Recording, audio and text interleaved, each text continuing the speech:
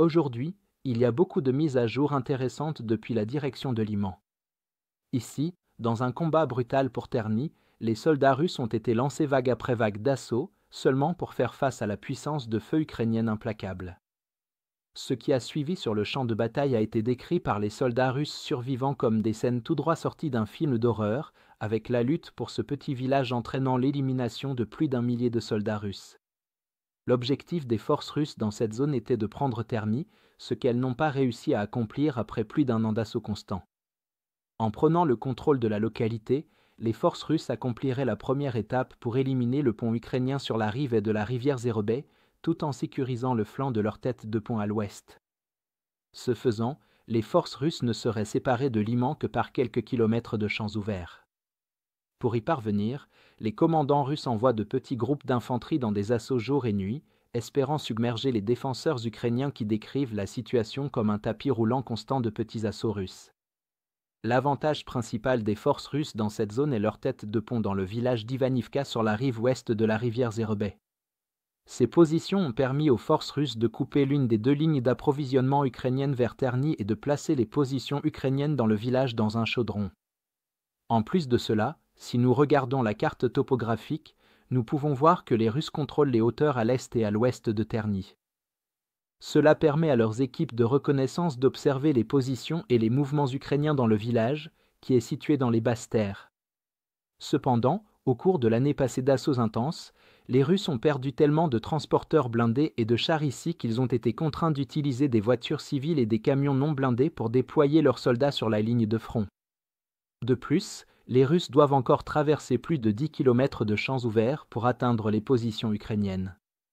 Avec les Ukrainiens menant une surveillance étendue par drone, de nombreux renforts russes sont exposés au feu ukrainien pendant leur transport vers la ligne de front, entraînant des pertes désastreuses bien avant d'atteindre les positions ukrainiennes et ne permettant qu'à de très petits groupes de lancer effectivement les assauts prévus. Des images postées par un soldat russe combattant dans la direction de Liman montrent les conséquences des raids nocturnes de drones vampires ukrainiens sur les lignes d'approvisionnement russes, avec des colonnes entières de voitures et de camions russes détruits jonchant la route. D'autres images révèlent comment des condamnés russes ont été envoyés vers Terni sans gilet pare-balles, casque ou fusil pour attirer le feu ukrainien tout en essayant désespérément de se cacher des drones ukrainiens et des tirs d'armes légères. Cependant, après la fin des vagues de recrues condamnés, des soldats russes entraînés ont initié leur assaut sur les positions ukrainiennes détectées.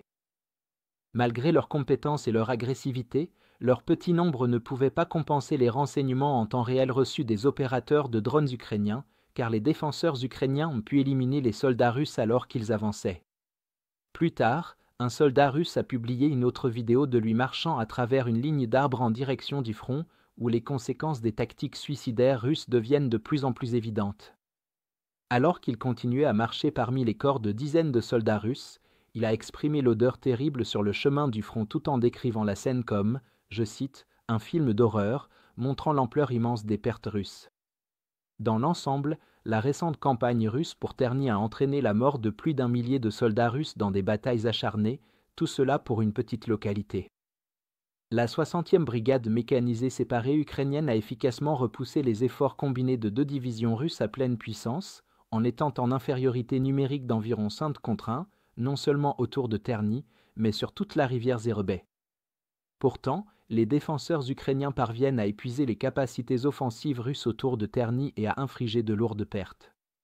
Cela a conduit les Russes à ne plus avoir d'unités blindées disponibles pour soutenir leurs attaques, ce qui ne fait qu'augmenter encore plus les pertes et ralentir leur avancée.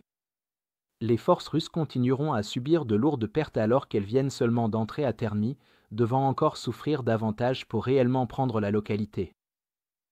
Si vous êtes contre l'invasion de l'Ukraine et que vous souhaitez soutenir le travail que je fais, pensez à vous abonner à notre site d'actualité indépendant. Vous y trouverez nos analyses stratégiques exclusives, des aperçus complets de tous les fronts et des vidéos d'analyse tactique régulières. En vous abonnant, vous montrerez non seulement votre soutien à cette chaîne, mais vous aiderez également à défendre le journalisme indépendant. Le lien vers notre site est dans la description.